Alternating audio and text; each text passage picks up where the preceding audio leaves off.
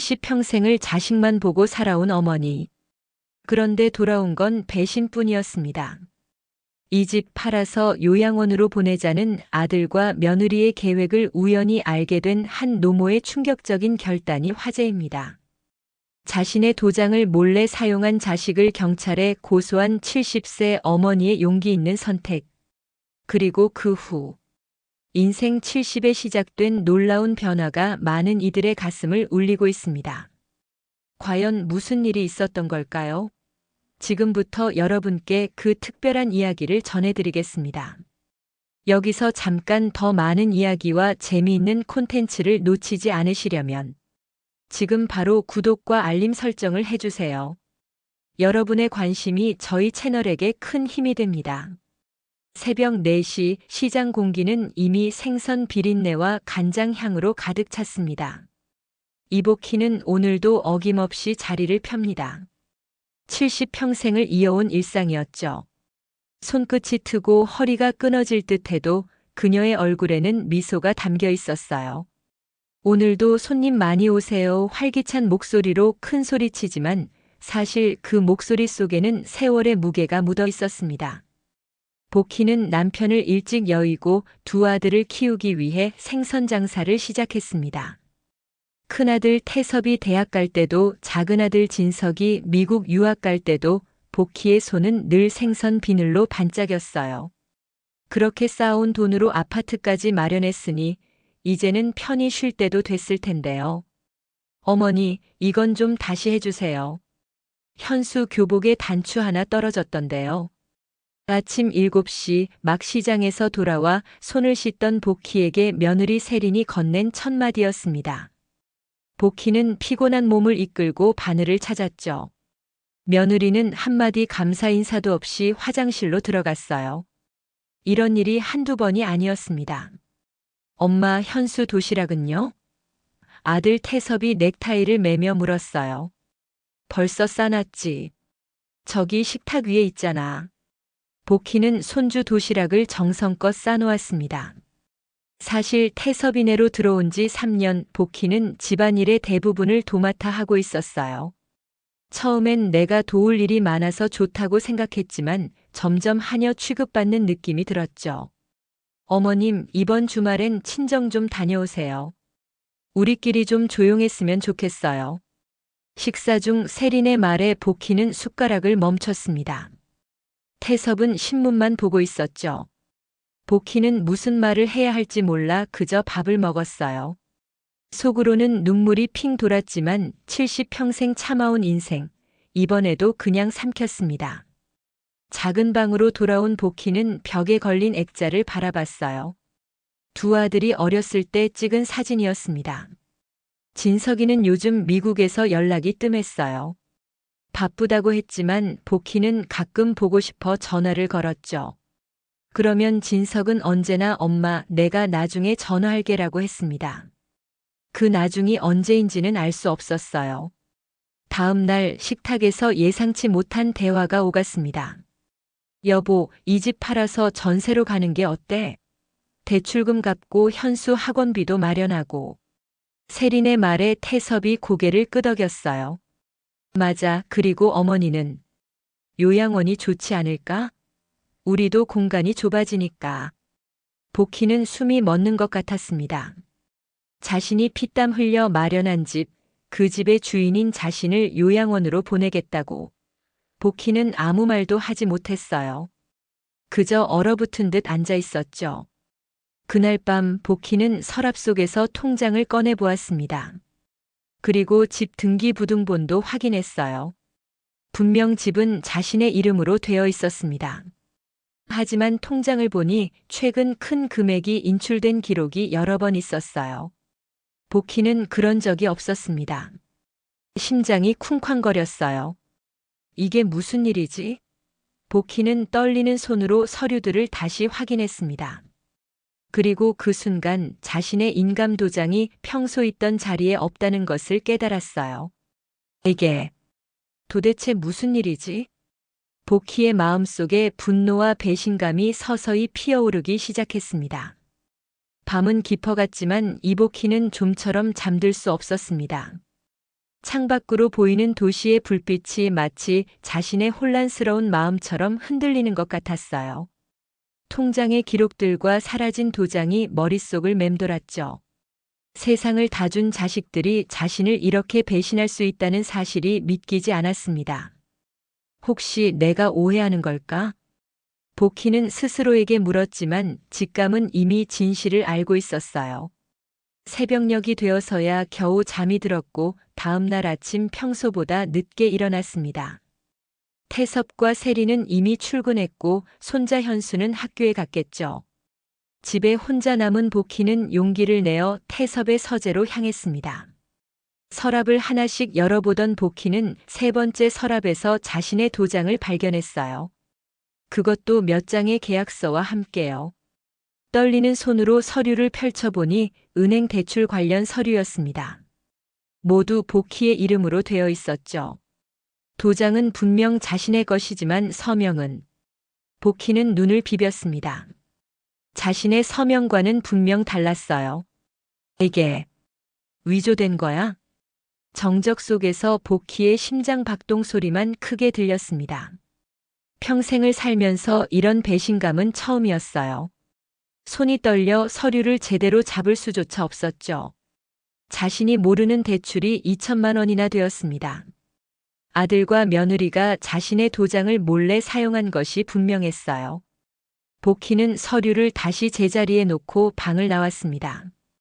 부엌에 앉아 차를 한 잔 마시며 생각에 잠겼어요. 이렇게 속으로만 끙끙 앓다가는 자신의 모든 재산이 사라질지도 모른다는 두려움이 엄습했죠. 아니야, 이대로는 안 돼. 70평생 참고 살았지만 이번만큼은 달랐습니다. 이건 단순한 서운함이 아니라 명백한 범죄였어요. 보키는 결심했습니다. 이제는 내 삶을 지켜야 해. 그날 저녁 식탁에 둘러앉은 가족들 사이의 분위기는 묘했습니다. 보키는 평소와 달리 조용했고 세리는 뭔가 불안한 듯 자꾸 태섭의 눈치를 살폈어요. 어머니, 요즘 좀 피곤해 보이세요. 시장 일 그만두실 때도 됐잖아요. 세린이 말을 꺼냈습니다. 보키는 담담하게 대답했어요. 그래, 맞다. 이제 내 인생을 좀 다르게 살아볼까 해.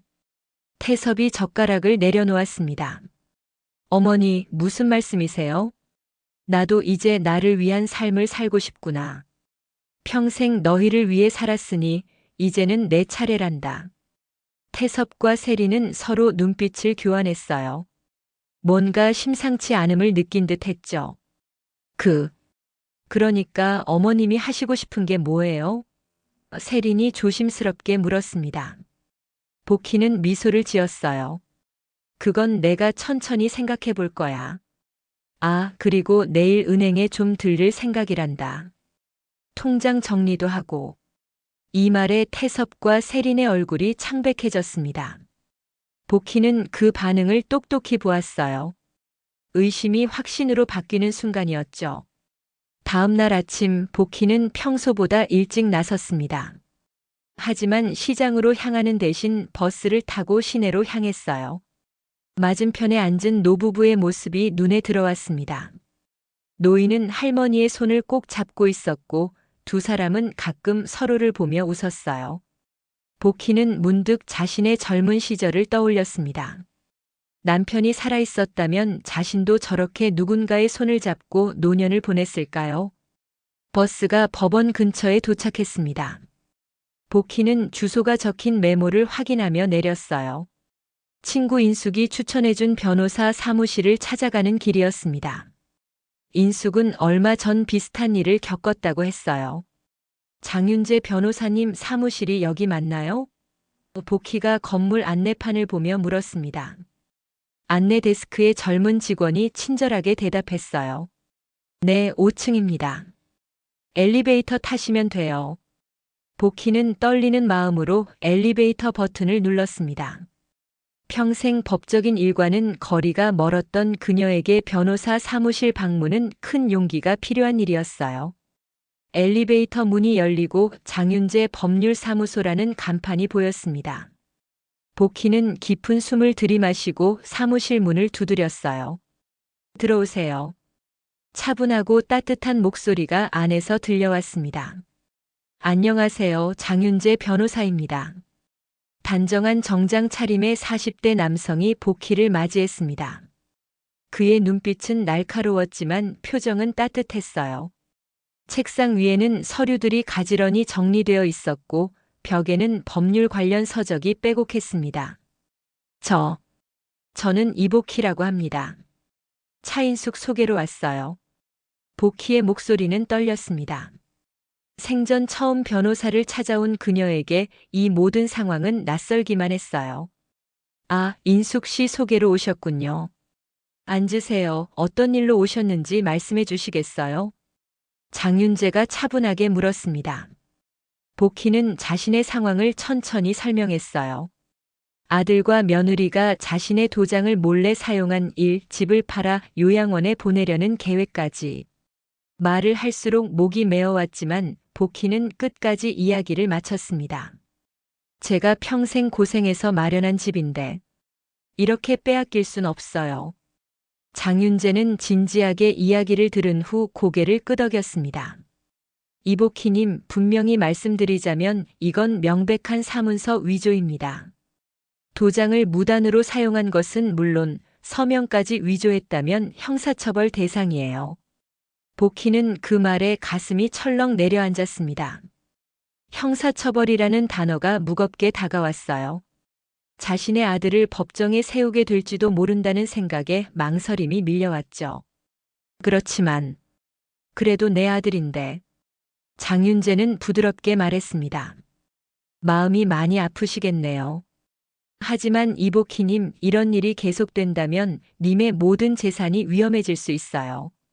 법적 대응은 님을 보호하기 위한 최후의 수단이라고 생각하세요. 복희는 깊은 한숨을 내쉬었습니다. 70년을 살아오면서 이런 결정을 내려야 할 날이 올 줄은 몰랐어요. 어떤 방법이 있을까요? 우선 증거 수집이 중요합니다. 위조된 서명이 있는 서류, 도장이 무단으로 사용된 증거, 통장 내역 등을 확보해야 해요. 그 다음 경찰에 고소장을 제출할 수 있습니다. 고소장이라는 단어에 복희의 심장이 쿵 내려앉았습니다. 아들을 고소한다니 어머니로서 할 수 있는 일일까요? 그날 밤 복희는 잠들지 못했습니다. 창밖으로 보이는 달빛이 차갑게 느껴졌어요. 내가 이런 대우를 받으려고 평생을 살았나. 눈물이 그녀의 주름진 뺨을 타고 흘러내렸습니다. 복희는 젊은 시절부터 회상했어요. 남편이 갑작스럽게 세상을 떠나고 어린 두 아들을 키우기 위해 생선장수를 시작했던 날들. 손이 트고 허리가 끊어질 듯 아파도 웃으며 일했던 시간들. 큰아들 태섭이 대학에 합격했을 때의 기쁨, 작은아들 진석이 미국 유학을 떠날 때의 자랑스러움. 그 모든 희생이 결국 이렇게 배신으로 돌아올 줄은 몰랐습니다. 새벽녘 복희는 결심했습니다. 더 이상 눈물로 밤을 지새우지 않기로 했어요. 그녀는 조용히 일어나 태섭의 서재로 향했습니다. 이번에는 확실한 증거를 확보하기 위해서였죠. 서랍 속에서 위조된 서명이 있는 서류들을 찾아냈고 스마트폰으로 사진을 찍었습니다. 통장 내역도 확인했어요. 모두 자신이 모르는 사이에 이루어진 거래들이었습니다. 대출금은 2천만 원이 아니라 5천만 원에 달했고 그 돈은 세린의 동생 사업 자금으로 들어간 것으로 추정됐어요. 아침이 되자 복희는 평소처럼 아침 식사를 준비했습니다. 그러나 그녀의 눈빛은 달라져 있었어요. 더 이상 순한 어머니의 눈빛이 아니었죠. 어머니, 오늘은 생선 장사 안 나가세요? 태섭이 신문을 보며 물었습니다. 오늘은 좀 쉬려고. 병원도 가봐야 하고. 세린이 갑자기 관심을 보였어요. 어디 아프세요? 제가 모셔다 드릴까요? 복희는 담담하게 웃었습니다. 아니야, 내가 알아서 할게. 너희들은 너무 바쁘잖니. 아들과 며느리가 출근하고 손자 현수가 학교에 간 후 복희는 변호사 사무실로 다시 향했습니다. 이번에는 확실한 결심을 안고서요. 위조된 서명이 분명합니다. 장윤재가 서류를 살펴보며 말했어요. 이걸로 고소장을 작성할 수 있어요. 그런데 정말 진행하시겠습니까? 복희는 잠시 침묵했다가 고개를 끄덕였습니다. 네, 하겠습니다. 내 인생을 되찾고 싶어요. 장윤재는 서류를 작성하기 시작했고 복희는 떨리는 손으로 펜을 들어 서명했습니다. 이제 돌이킬 수 없는 강을 건너는 느낌이었어요. 이복희님, 용기 내신 결정을 존중합니다. 이제부터 법적으로 싸워나가겠습니다. 복희는 깊은 숨을 내쉬었습니다. 70평생 처음으로 그녀는 자신만을 위한 싸움을 시작하고 있었어요. 경찰서의 차가운 분위기가 복희를 긴장시켰습니다. 딱딱한 의자에 앉아 있는 동안 그녀의 심장은 빠르게 뛰었어요. 장윤재 변호사가 옆에서 조용히 손을 잡아주었죠. 이복희 씨, 걱정하지 마세요. 저희가 함께 하겠습니다. 담당 형사가 고소장을 검토했습니다. 서류 위조, 사기, 횡령. 무거운 혐의들이었어요. 복희는 경찰서 책상 앞에 앉아 자신이 정말 옳은 일을 하고 있는지 다시 한번 생각했습니다. 마음 한구석에서는 여전히 죄책감이 밀려왔어요. 어떻게 자식을 고소할 수 있을까? 하지만 다른 한편으로는 분노가 치밀었습니다. 평생을 바쳐 키운 아들이 그리고 며느리가 자신을 이렇게 배신했다는 사실이. 복희는 결국 담당 형사 앞에서 진술을 마쳤습니다. 이 사건은 가족 간의 문제이긴 하지만 법적으로는 명백한 범죄 행위입니다. 수사를 진행하겠습니다. 형사의 말에 복희는 고개를 숙였어요. 이제 돌이킬 수 없는 강을 건넜다는 사실을 실감했습니다. 경찰서를 나오는 길 장윤재가 조용히 말했어요. 이제 집에 돌아가셔야 하는데 괜찮으시겠어요? 아드님이 조사 통보를 받으면 가정 내 상황이 어려워질 수 있습니다. 복희는 깊은 숨을 내쉬었습니다. 괜찮아요. 이미 각오했으니까요. 그날 저녁 복희는 평소처럼 저녁 식사를 준비했습니다. 하지만 마음은 이미 다른 곳에 가 있었어요. 식탁에 둘러앉은 가족들 사이에 팽팽한 긴장감이 감돌았죠. 아무도 말을 꺼내지 않았습니다. 갑자기 초인종이 울렸어요. 누구세요? 태섭이 인터폰을 받았습니다. 경찰입니다. 정태섭 씨 계신가요? 순간 식탁의 공기가 얼어붙었습니다. 세린의 얼굴이 창백해졌고 태섭은 멍한 표정으로 문을 열었어요. 2명의 경찰관이 현관에 서 있었습니다. 정태섭 씨 사문서 위조 혐의로 조사 중입니다. 내일 오전 10시까지 경찰서로 출석해 주시기 바랍니다. 경찰관이 소환장을 건네고 돌아간 후 집안은 무거운 정적에 휩싸였습니다. 태섭의 눈빛이 복희를 향했어요. 어머니, 이게 어떻게 된 일입니까? 복희는 담담하게 대답했습니다. 내가 내 도장을 몰래 써서 대출받은 일, 내가 모를 거라고 생각했니? 세린이 갑자기 소리쳤어요. 어머님, 어떻게 이럴 수 있으세요? 자기 아들을 경찰에 신고하다니. 내가 요양원으로 나를 보내려고 한 것처럼 나도 내 삶을 지킬 권리가 있어. 복희의 목소리는 떨렸지만 단호했습니다. 태섭은 의자에 털썩 주저앉았어요. 현실을 직시하게 된 순간이었죠. 어머니, 우리가 잘못했습니다. 하지만 이렇게까지 하실 필요가. 이렇게까지? 너희가 내 등 뒤에서 한 일을 생각해봐. 내가 평생 고생해서 마련한 이 집, 내 이름으로 대출까지 받아 내 처가 동생 사업 자금으로 쓴 거. 이게 자식이 어머니에게 할 짓이니? 복희의 단호한 목소리에 태섭은 할 말을 잃었습니다. 세리는 울음을 터뜨리며 방으로 들어갔어요. 손자 현수는 상황을 이해하지 못한 채 어리둥절해하고 있었죠. 그날 밤 복희는 작은 방에 누워 천장을 바라보았습니다. 가슴이 아팠지만 동시에 이상한 해방감도 느껴졌어요. 평생 참고 살았던 그녀가 드디어 자신의 목소리를 내기 시작한 것이었죠. 다음 날 아침 태섭은 일찍 경찰서로 향했습니다. 세리는 복희와 눈도 마주치지 않았어요. 집안에는 무거운 침묵만이 흘렀죠.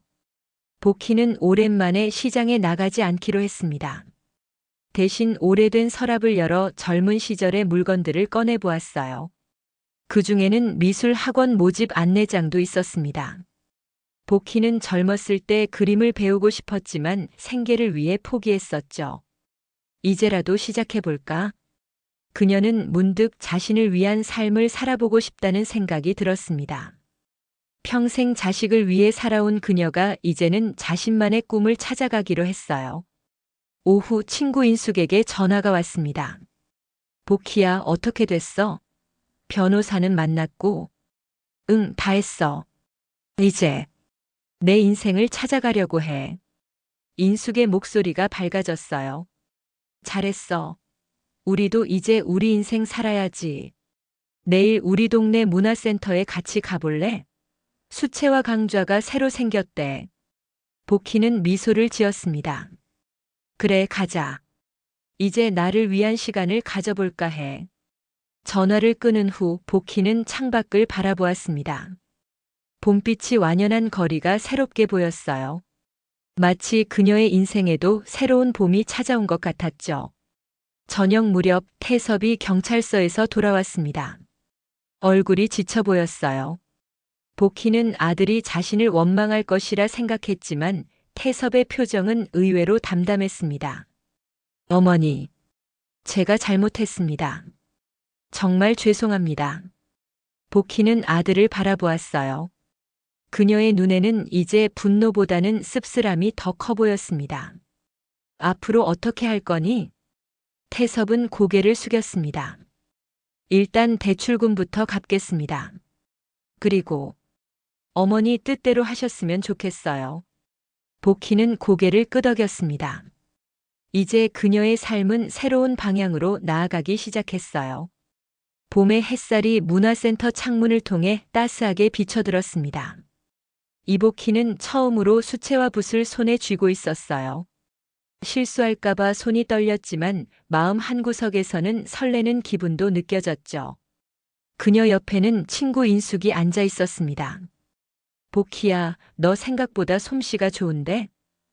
인숙이 복희의 그림을 보며 말했어요. 복희는 쑥스러운 미소를 지었습니다. 아이고, 무슨. 평생 생선 잡는 칼만 잡다가 이제 와서 붓을 잡으니 손이 말을 안 듣네. 하지만 복희의 첫 수채화 작품은 서툴지만 따뜻한 감성이 묻어났어요. 파란 하늘 아래 작은 시장 풍경이었습니다. 어쩌면 그녀가 평생 바라보았던 자신의 일터를 그린 것인지도 모르죠. 선생님, 저 이거 맞게 하고 있나요? 복희가 조심스럽게 물었습니다. 수채화 선생님은 따뜻하게 웃으며 대답했어요. 네, 아주 좋아요. 색감이 자연스럽고 정서가 담겨 있어요. 이복희님은 타고난 감성이 있으신 것 같아요. 평생 들어본 적 없는 칭찬에 복희의 가슴이 따뜻해졌습니다. 그동안 자신은 그저 엄마 할머니로만 불렸을 뿐 누군가에게 재능을 인정받는 경험은 처음이었어요. 수업이 끝난 후 복희와 인숙은 근처 카페에 앉았습니다. 봄바람이 불어오는 테라스에서 차 한 잔의 여유를 즐기는 것도 새로운 경험이었어요. 복희야, 집에는 괜찮아? 인숙이 조심스럽게 물었습니다. 복희는 한숨을 내쉬었어요. 태섭이는 경찰 조사받고 많이 반성하는 것 같아. 세린이는 아직도 나를 원망하는 눈치지만 그래도 내가 용기 내서 잘했어. 평생 자식들 뒷바라지 하다가 이제는 정당한 너의 권리를 찾은 거잖아. 복희는 찻잔을 들며 생각에 잠겼습니다.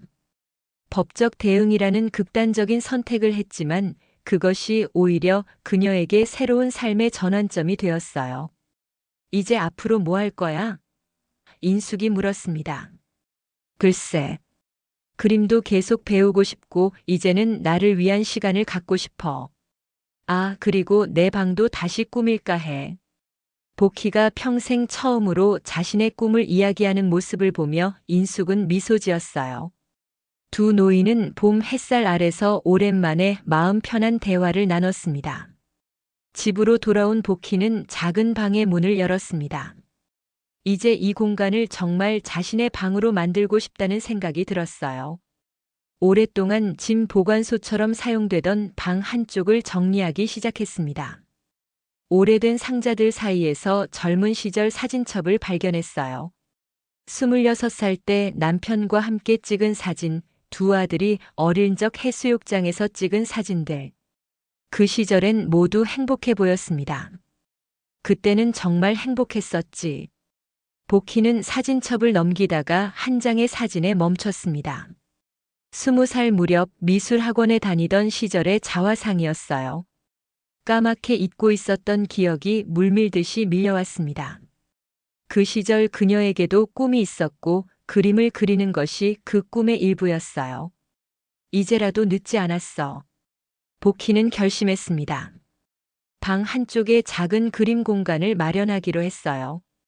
침대 옆 작은 테이블을 정리하고 문구점에서 산 새 스케치북과 물감을 놓았습니다. 저녁 식사 시간 태섭과 세리는 여전히 어색한 분위기였지만 적어도 대화는 오갔습니다. 손자 현수는 할머니의 그림에 관심을 보였어요. 할머니, 그림 그리는 거 재밌어요? 현수가 순진한 눈으로 물었습니다. 복희는 손자의 머리를 쓰다듬으며 미소 지었어요. 응, 할머니가 젊었을 때 꿈이었단다. 이제야 다시 시작하게 됐네. 저도 가르쳐 주세요. 현수의 밝은 목소리에 식탁의 분위기가 조금 부드러워졌습니다. 그날 밤 복희는 처음으로 평온한 마음으로 잠자리에 들었어요. 이제 그녀의 인생에는 새로운 목표가 생겼고 자신만의 공간도 찾았습니다. 평생 다른 사람을 위해 살았던 그녀가 이제는 자신을 위한 삶을 시작한 것이었죠. 다음 날 오전 복희는 장윤재 변호사 사무실을 다시 찾았습니다. 사건의 진행 상황을 확인하기 위해서였어요.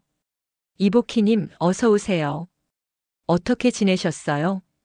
장윤재가 반갑게 맞이했습니다. 덕분에 조금씩 나아지고 있어요. 사건은 어떻게 됐나요? 장윤재는 서류를 펼쳐보며 설명했어요. 아드님이 혐의를 모두 인정했습니다. 그리고 대출금도 상환 계획을 세웠고요.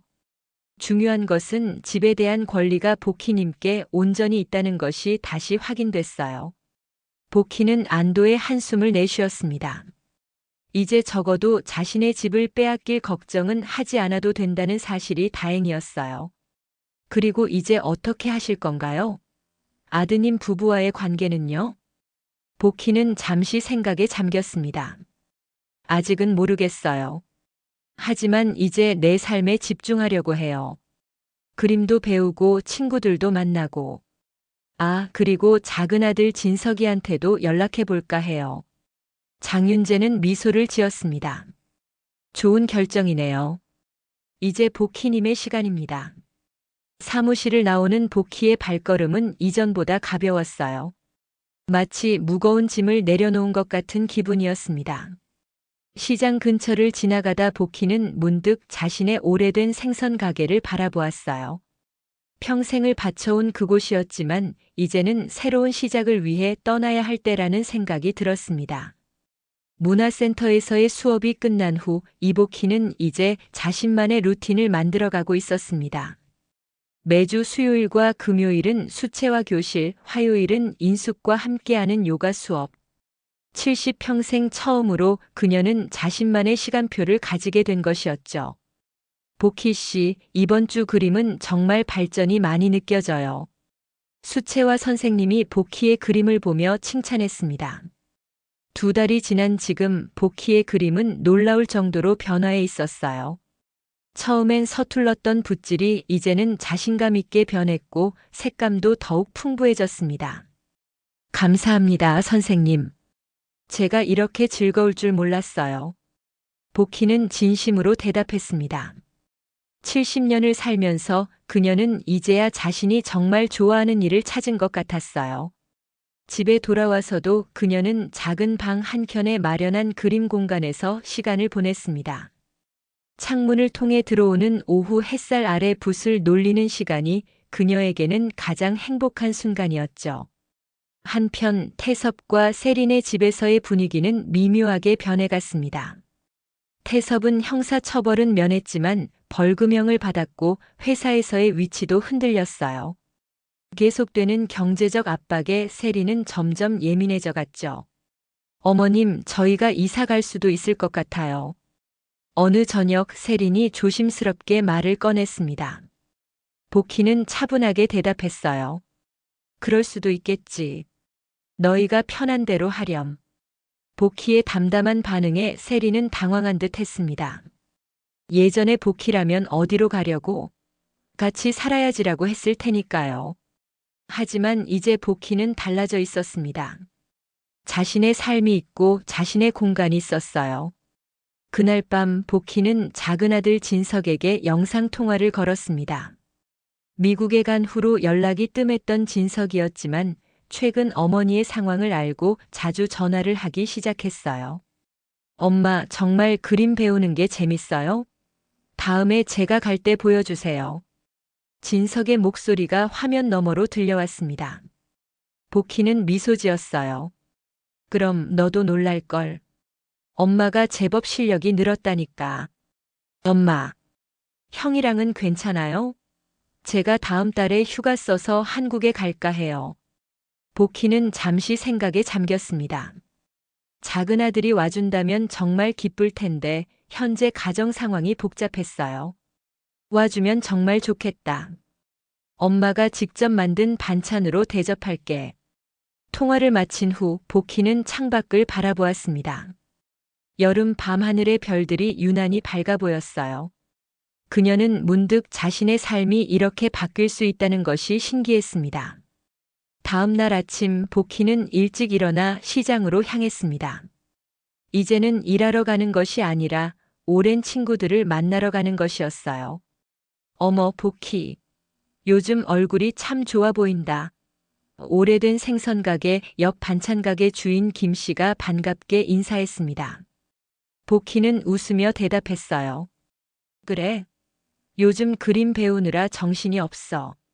그림이라고? 우리 복희가 이제 화가가 되겠네. 친구들과 웃고 떠드는 사이 복희는 누군가 자신을 지켜보는 듯한 느낌을 받았습니다. 뒤를 돌아보니 세린이 시장 입구에 서 있었어요. 두 사람의 시선이 마주쳤지만 세린은 곧 고개를 돌리고 사라졌습니다. 집으로 돌아온 복희는 뭔가 이상한 분위기를 느꼈어요.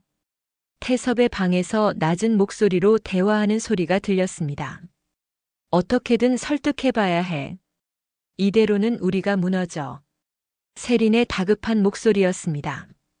복희는 더 이상 듣지 않고 자신의 방으로 들어갔어요. 이제 그녀는 자신의 경계를 지키는 법을 배우고 있었습니다.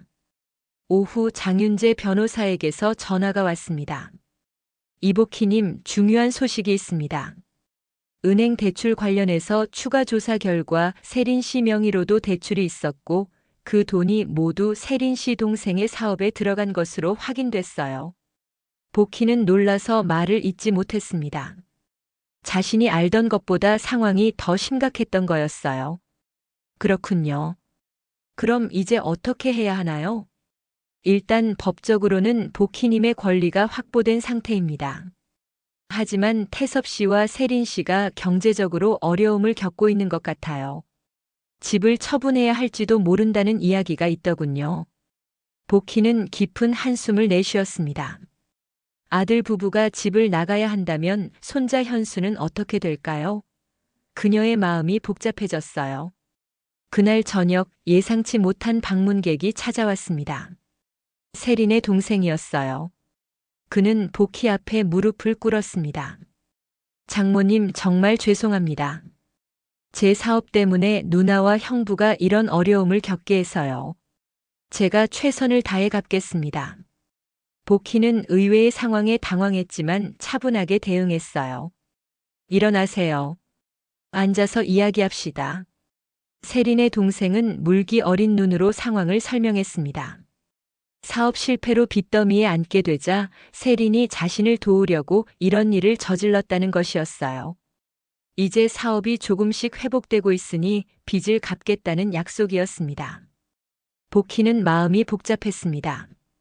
한편으로는 분노가 치밀었지만 다른 한편으로는 이해가 되기도 했어요. 가족을 돕고 싶은 마음, 그것은 자신도 평생 가졌던 감정이었으니까요. 시간이 걸리더라도 반드시 갚겠습니다. 장모님께서 형부를 경찰에 고소하신 것도 이해합니다. 저희가 정말 잘못했어요. 복희는 차를 마시며 깊은 생각에 잠겼습니다. 그녀의 목표는 복수가 아니라 자신의 삶을 되찾는 것이었어요. 이제 그 목표는 이루어졌습니다. 남은 건 어떻게 이 상처를 치유하고 앞으로 나아갈 것인가 하는 문제였죠. 일단 천천히 갚아나가세요. 그리고 앞으로는 정직하게 살았으면 좋겠네요.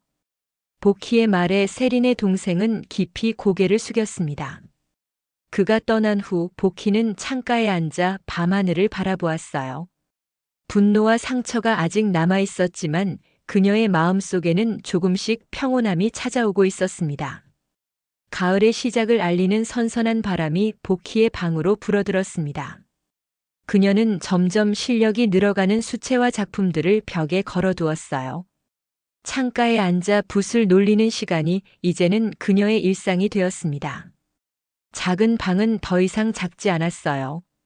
그곳은 이복희라는 한 인간의 꿈과 열정으로 가득 찬 우주가 되었죠. 문득 휴대폰에서 알림음이 울렸습니다. 작은 아들 진석이었어요. 엄마, 다음 주에 한국 들어갑니다.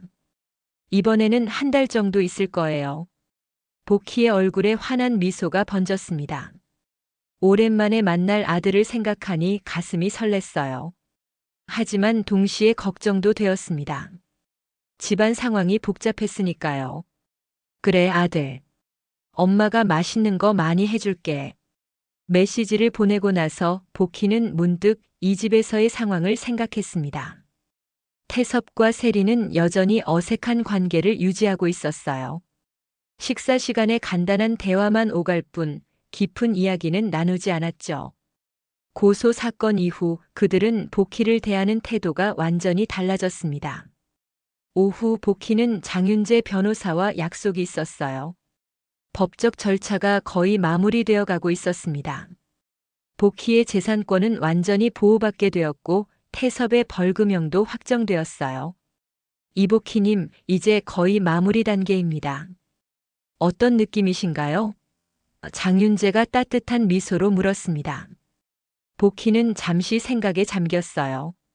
승리했다는 기분보다는 해방된 느낌이에요. 이제 내 삶을 내가 결정할 수 있다는 자유로움이요. 장윤재는 고개를 끄덕였습니다.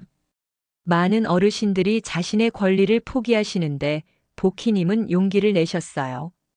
그것만으로도 큰 의미가 있습니다. 사무실을 나온 복희는 근처 카페에 들렀습니다.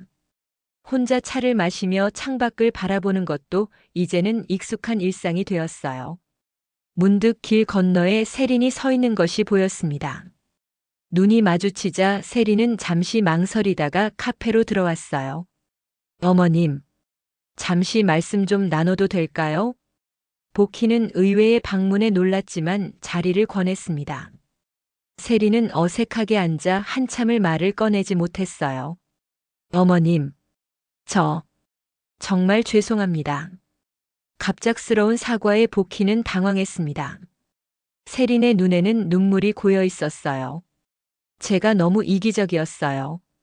어머님이 평생 고생하셨는데 저는 그걸 당연하게 여기고 심지어 이용까지 했어요.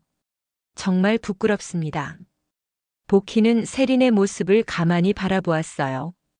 정말 진심인지 아니면 또 다른 계략인지 판단하기 어려웠습니다. 왜 갑자기 이런 이야기를 하는 거니? 세린은 손수건으로 눈물을 닦았습니다. 동생이 어머님을 찾아갔다고 하더군요.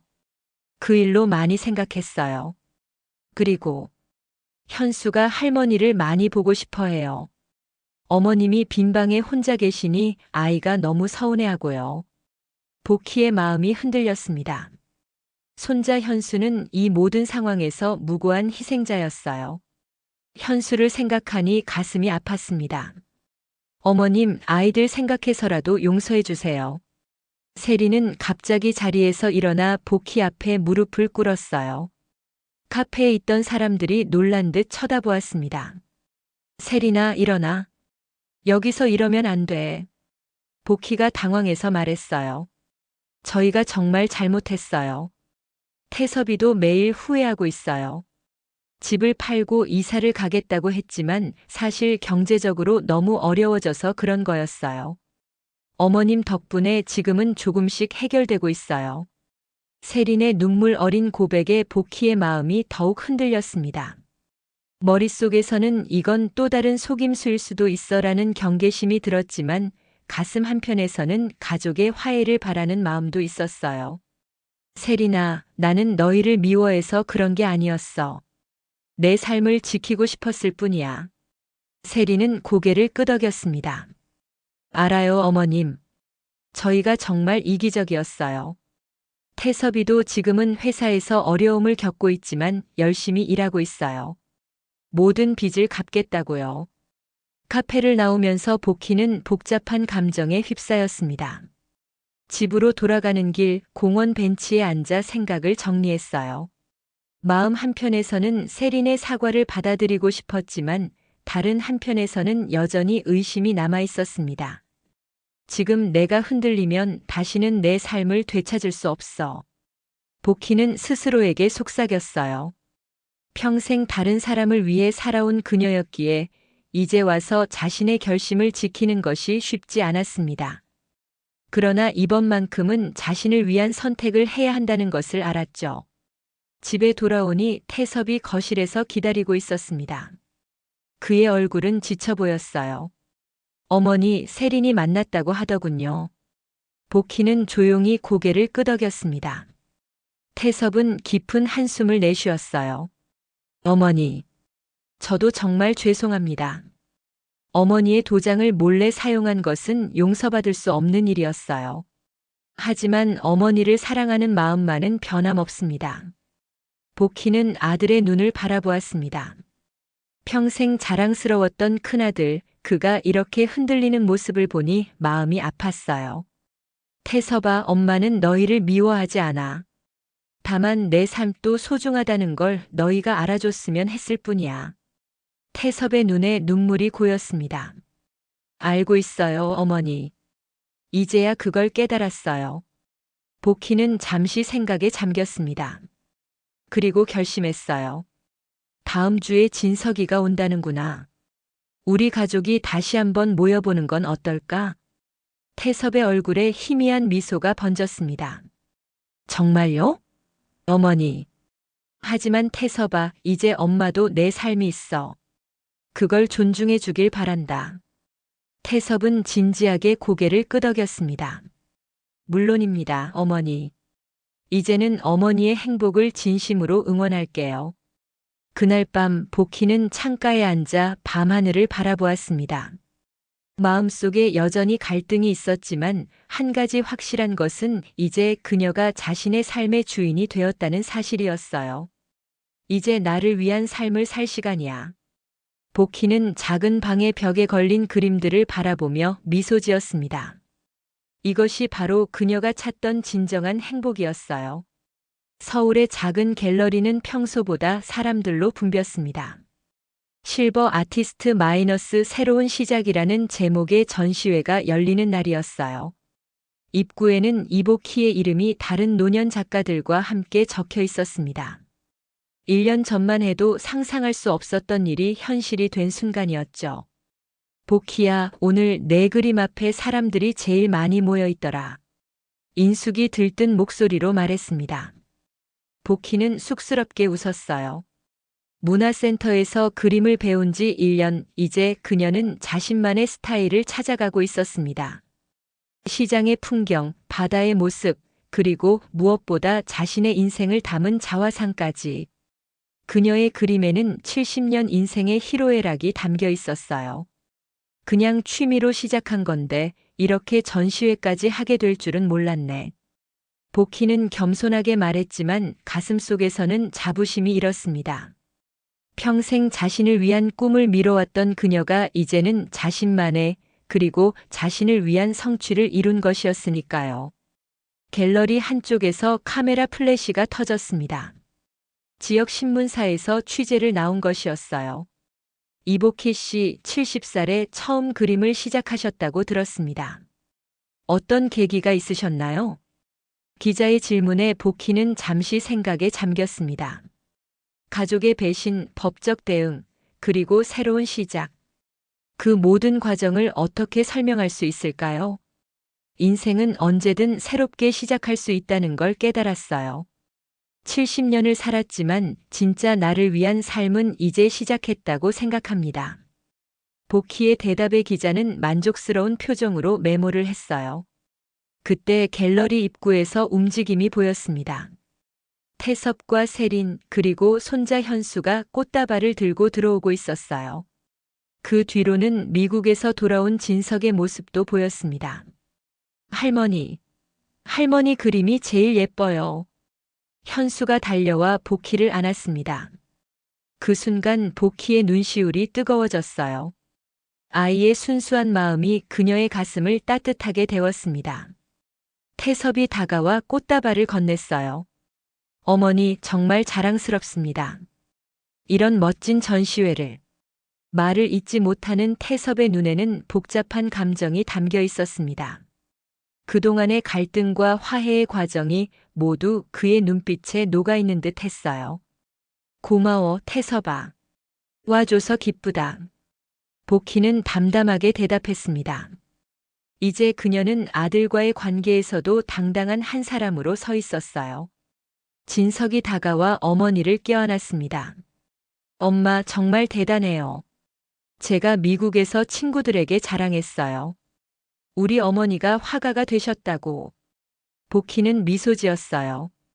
진석은 미국에서 돌아온 후 한 달 동안 어머니와 많은 이야기를 나눴고 이제는 더 자주 한국을 방문하기로 약속했습니다. 세리는 조금 뒤에 서 있다가 조심스럽게 다가왔어요. 어머님 정말 아름다운 그림들이에요. 특히 이자화상이. 어머님의 강인함이 느껴져요. 보키는 세린을 바라보았습니다. 지난 1년간 그들의 관계는 조금씩 회복되어 가고 있었어요. 완전한 신뢰를 되찾기까지는 시간이 필요하겠지만 적어도 서로를 존중하는 법을 배우고 있었습니다. 전시회가 끝나갈 무렵 장윤재 변호사도 찾아왔습니다. 그는 보키에게 축하의 말을 건넸어요. 이보키님 정말 멋진 전시회네요. 법률적 문제를 해결한 것보다 더 큰 성취를 이루셨어요. 보키는 웃으며 대답했습니다.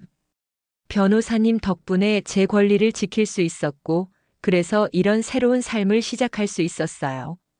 정말 감사합니다. 갤러리를 나와 가족들과 함께 저녁 식사를 하는 동안 보키는 지난 1년을 돌아보았습니다. 힘든 시간이었지만 동시에 그녀의 인생에서 가장 의미 있는 시간이기도 했어요. 그녀는 자신의 권리를 지키며 삶의 새로운 의미를 발견했고 가족과의 관계도 새롭게 정립했습니다. 식사가 끝나고 모두가 집으로 돌아가던 길 태섭이 보키에게 말을 걸었어요. 어머니, 한 가지 말씀드릴 게 있어요. 저희가 다음 달에 이사를 하기로 했습니다. 보키는 놀라지 않았습니다. 이미 예상했던 일이었으니까요. 그래, 어디로 가기로 했니? 근처 아파트로요. 어머니 집에서 버스로 10분 거리예요. 저희가 독립해서 살면서도 자주 찾아뵐 수 있는 곳으로 정했어요.